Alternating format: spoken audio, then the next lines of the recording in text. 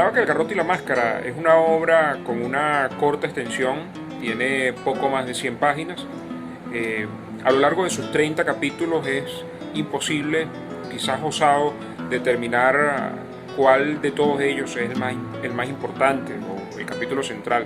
Sin embargo, indiqué que uno de los más resaltantes es el capítulo número 19, que es precisamente aquel donde se da el encuentro que en principio debía ocurrir entre el investigador o el personaje principal, Udin Malpica, y Aníbal Rey. Se supone que en ese punto debían encontrarse y Aníbal Rey iba a dar respuestas a las preguntas que tiene Malpica en torno al Tamunangue y en torno al juego de garrote. Pero desafortunadamente, por los distintos acontecimientos de la obra y de la historia, Aníbal Rey no puede presentarse y quien se hace presente es un falso turista que además es médico, cardiólogo y es cardio. Y no en vano, ese médico cardiólogo, valga la redundancia, pues tiene que ver con el especialista pues, en la medicina, en el ámbito del corazón, y pudiéramos decir que ese capítulo 19 es de alguna manera el corazón de la obra, por cuanto en él se profundiza en ese diálogo entre Malpica y ese falso turista en cuanto a lo que es la labor artística, cuál es la función de Latinoamérica con respecto a la humanidad, con respecto a ese camino del arte, cómo el arte es capaz de conjugar en sus distintas expresiones, de las cuales el Tamunangue es una de las más perfectas, cómo es capaz de conjugar todos esos elementos heterogéneos de los cuales somos herederos y cómo es que eso va a sustentar las bases sobre las cuales se va a construir el futuro, en todos los ámbitos, en el ámbito político, económico, social, en fin.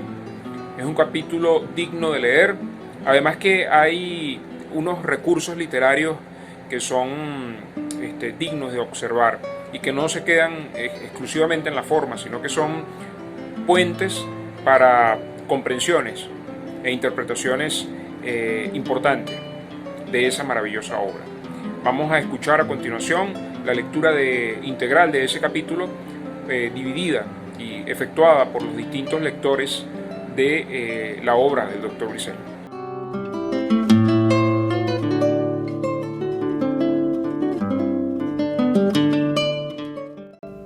Estaba yo entregado a estas reflexiones mientras terminaba de ver y oír el Shakespeare, cuando se me acercó un turista y me puso conversación. Interesante la pequeña suite, me dijo, aunque nada comparable, claro está, con una suite, por ejemplo, de Juan Sebastián Bach para cello solo. Me dieron ganas de decirle que el valor de una obra de arte no depende de una comparación con otra. Su valor es intrínseco. Constituye un universo autónomo. No se puede decir que una tinaja de arcilla, diseñada por un artista desconocido en una etnia indígena, sea inferior a una escultura de Picasso. Me hubiera gustado hacerle notar que, en este caso, la obra musical está complejizada por su dimensión social, pues es ejecutada no solo por instrumentistas y bailarines profesionales, sino por todo un pueblo, y de manera reiterada todos los años, en relación con circunstancias astronómicas.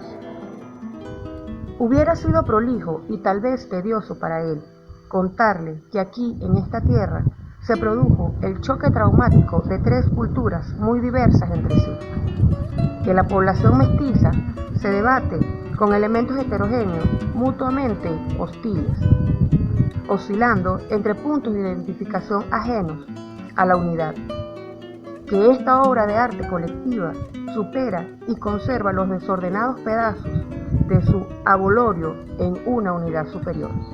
Tendría sentido decirle que esta obra de arte, junto con muchas otras de nuestra región del mundo, Latinoamérica, marca el camino que más tarde seguirá y está siguiendo la gran obra de arte colectiva en la política, la economía, la educación, la industria, nuestra integración, además con la naturaleza.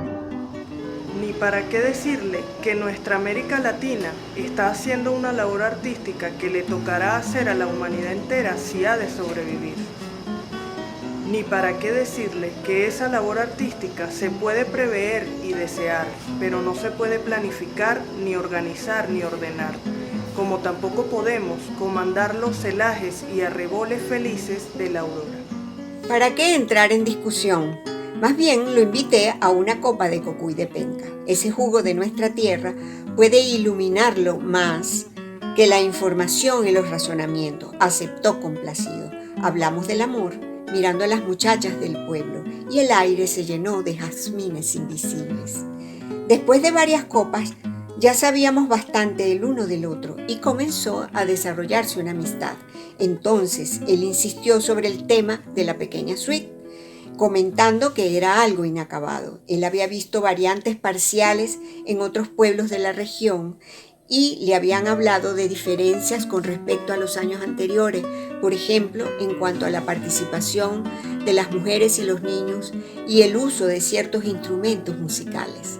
Agregó que una obra de arte, dijo, obra de arte debe ser acabada, completa, debe vencer al tiempo, ser un objeto de belleza eterna, capaz de ser traído a la dimensión temporal en su presentación o ejecución, al percibirlo pues, y capaz también de producir un goce especial distinto al de los otros goces. No lo contradije para no romper la atmósfera de cordialidad, pues noté que decía todo esto sin arrogancia y con deseo de profundizar el tema. Pero sugerí que tal vez podía haber una obra de arte que se desarrollara en el tiempo, aceptando la dimensión del tiempo, sin perder identidad, como reflejando la identidad cambiante de su creador, y en particular tomando a todo un pueblo como creador, expresando en su obra su identidad en desarrollo de su ser o invención continua de su ser. Yo condescendí. Lo había creído un hombre semiculto, pero buena gente, que balbuceaba recuerdos de lecturas no bien dirigidas y pensamientos trasnochados. Pero él me sorprendió. Así como cuando, en el juego de garrote, uno se descuida por subestimar al adversario y recibe un garrotazo inesperado, así yo me sentí golpeado en mi amor propio, tan necesario para vivir, cuando él dijo: en ese caso, toda sociedad, toda cultura, toda civilización, la vida humana misma es una obra de arte. Y lo que corrientemente llamamos obra de arte es un fenómeno menor dentro de la gran obra colectiva y en consonancia con ella. Quedaría por explicar y comprender al artista individual y a su obra. Y, además, a esa obra que, siendo colectiva como esta, presenta una individualidad percibible. ¿Sería posible disfrutar aún, en ignorancia del todo, de la cultura, sociedad, civilización, vida humana colectiva? ¿Es esto último reflejo del gran proceso artístico inconsciente? Entre paréntesis, habría que calificarlo así. ¿O es un factor poderoso en el desarrollo o invención de aquel, y aquel, a su vez, es desarrollo o invención? Yo me incliné para servirle y servirme otra copa tratando de disminuir la fuerza de su impacto sorpresivo, y le pregunté intempestivamente y a quemarropa: ¿usted ha aprendido y ha practicado el juego de garrote? Porque ese hombre era un león afeitado. Eso de león afeitado viene de que en Barquisimeto, en el barrio Caja de Agua, un hombre tenía un perro que vencía y mataba a los demás perros del vecindario cuando peleaban, como es frecuente en los barrios. Resultó que el amo de ese perro había comprado un león recién nacido y lo había criado y entrenado afeitándole siempre la melena, que hubiera sido enorme, y lo tenía para vengarse de los perros vecinos.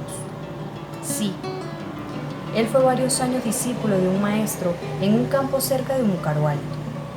A ese maestro lo llamaban perro bobo y picapacito porque su guardia consistía en hacerse el PNP en guayabita. Solo en ese momento me di cuenta de que ese falso turista era delgado y atlético y tenía un garrotito. Yo, mal observador, me había guiado por su franela yankee con el letrero multicolor I like Pussycat y creí que había comprado el garrote como souvenir.